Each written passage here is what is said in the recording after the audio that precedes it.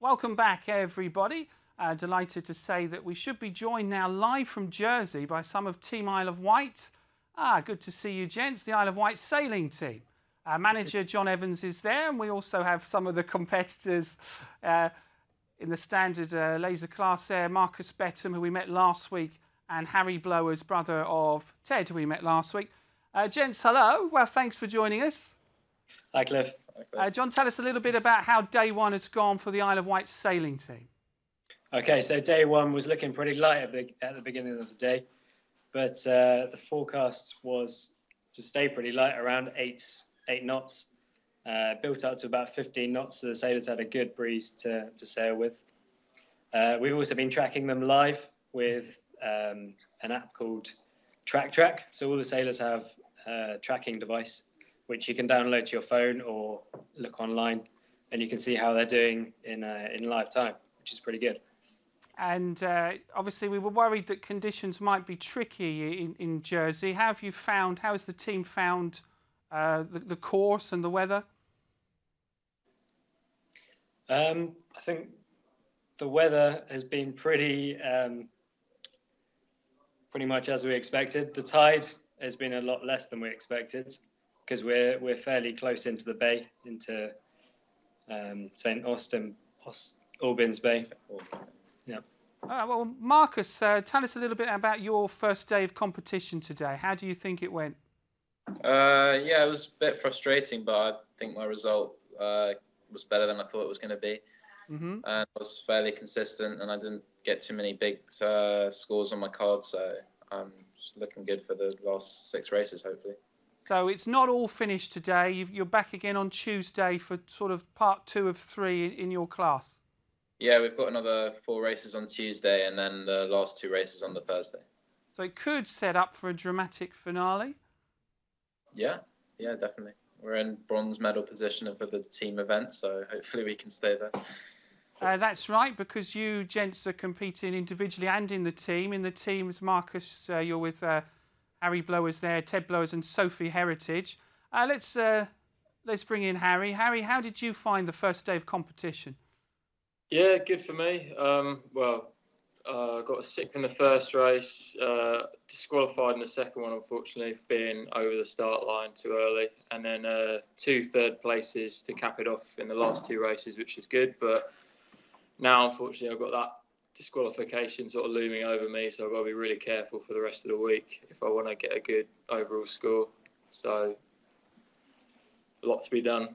Do they discount? You've got sort of 10 races. Do they use all 10, or do they take away your sort of best and worst ones and work out an average? How does the scoring work, John? Okay, so all the averaged, all of your points are added up, and then you're discarded your worst 2 if we have a 10 race series. So that helps. It's not all's not lost, Harry, that there was a DQ today, because if that should be discounted. No, assuming we get the full series in, assuming I get no more disqualifications or big mistakes like that, I'll be able to discard that and hopefully shoot back up and be in sort of contention. And tell us a little bit about the opening ceremony. I've seen some pictures of it. 174 from Team Isle of Wight. How was the whole experience of meeting everybody from all the islands last night? Yeah, it was pretty good. There was lots of different athletes from different sports, and it was a nice evening, lots of entertainment and a great atmosphere, and it was really good fun. Yeah. Harry, how is it like being over there with your brother Ted? Is that a bonus? It's interesting. I'll do a few events with Ted in the UK, but yeah, it's nice to have him at the Island Games. Last time I was just here by myself, but it's nice to have him over and see him competing and having fun. John, how do you find the atmosphere of the whole event? I guess it must be very special to see so many people from far and wide.